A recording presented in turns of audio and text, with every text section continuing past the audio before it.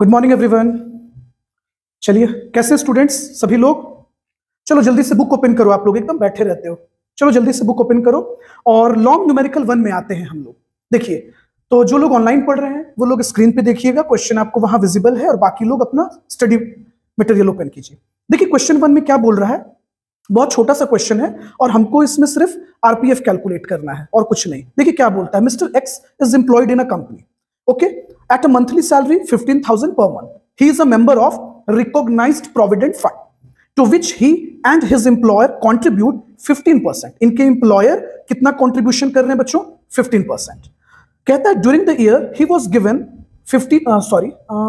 he was given a credit of 12,000 as interest. इनको PF account में 12,000 रुपया interest पे किया गया है, वो भी कितने के कैपिटल पर, मतलब कितने बैलेंस पर? तो 1 लाख के बैलेंस पे 12,000। अच्छा बच्चों, आप लोग सोचो जरा, इनके पीएफ अकाउंट में 1 लाख रुपीस है और इंटरेस्ट 12,000 मिला है, तो किस रेट से मिला होगा कि 12,000 हो गया?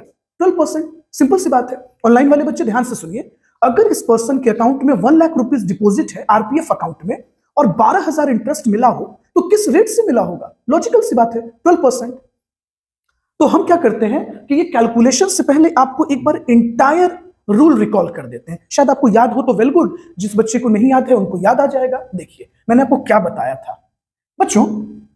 आरपीएफ अकाउंट जब ओपन होता है, रिकॉग्नाइज्ड प्रोविडेंट फंड अकाउंट, तो होता क्या है, इस अकाउंट में इंप्लॉय भी कंट्रीब्यूशन करता है, इंप्लॉय भी कंट्रीब्यूशन करता है और इंप्लॉयर भी कंट्रीब्यूशन करता है। समझे? इंप्लॉय भी कंट्रीब्यूशन करता है और इंप्लॉयर भी कंट्रीब्यूशन करता है। तो इंप्लॉय के कंट्रीब्यूशन का कोई ट्रीटमेंट नहीं होगा। समझिए इस बात को, no treatment in salary, no treatment. मैंने आपको क्लास में ये बात पहले भी बता रखा है, रिकॉर्डिंग में, लेक्चर में भी आपको दिख जाएगा। No treatment in salary, okay.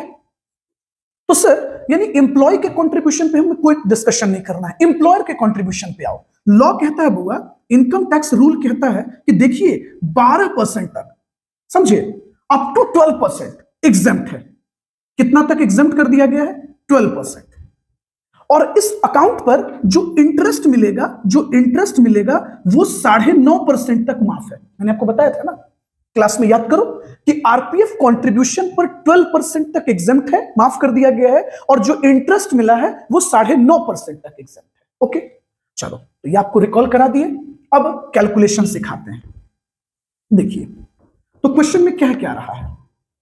ऐसे क्वेश्चन में तो कह रहा है कि आप सिर्फ आरपीएफ का पार्ट बताइए, लेकिन हम आपको दोनों बता देते हैं, सैलरी निकालना भी सिखा देते हैं, तो ऑटोमेटिकली आरपीएफ भी आ जाएगा। ओके चलिए, तो देखिए क्वेश्चन में कह रहा है कि एम्प्लॉयर और एम्प्लॉय दोनों कितना कंट्रीब्यूशन कर रहे हैं? 15%। बहुत अच्छी बात है। सबसे पहले हम वर्किंग नोट में आए।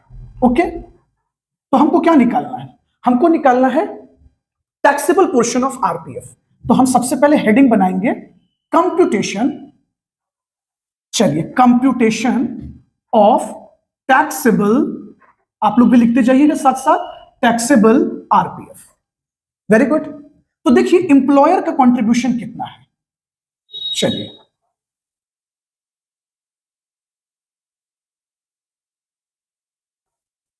इंप्लॉयर कंट्रीब्यूशन इन आरपीएफ कितना परसेंट बच्चों? 15%। Very good. तो क्या इस 15% का कोई अमाउंट है? नहीं, 15% तो निकालना पड़ेगा हमें। अब देखते हैं कि सर 15% कितना आता है।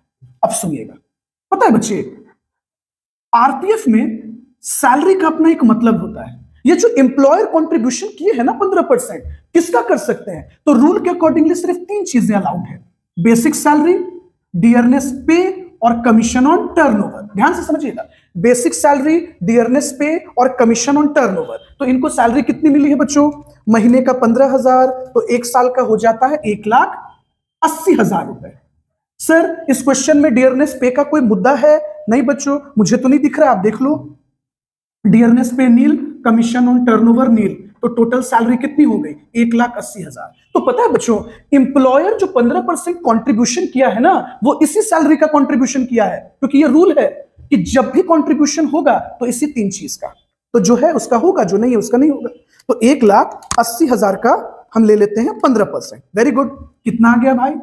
27,000 रुपए, 27,000। लेकिन बच्चों रूल कहता है, मेरे भाई रूल कहता है कि एग्जम्प्ट है कितना तक, exempt up to 12%, exempt up to 12% of salary. Sir कौन सा salary, what do you mean by salary here? यही तीन चीजें बच्चों, basic, DPN, COT, commission on turnover, normal commission नहीं, सिर्फ टर्नओवर। तो भैया 1,80,000 में 12% तो एग्जेम्प्ट हो गया, तो कितना हो गया? 21,600। सर जो बच गया वो टैक्सेबल आरपीएफ हो गया, टैक्सेबल आरपीएफ। तो कितना आ जाएगा बच्चों? तुम लोग कुछ कैलकुलेट नहीं करते हो।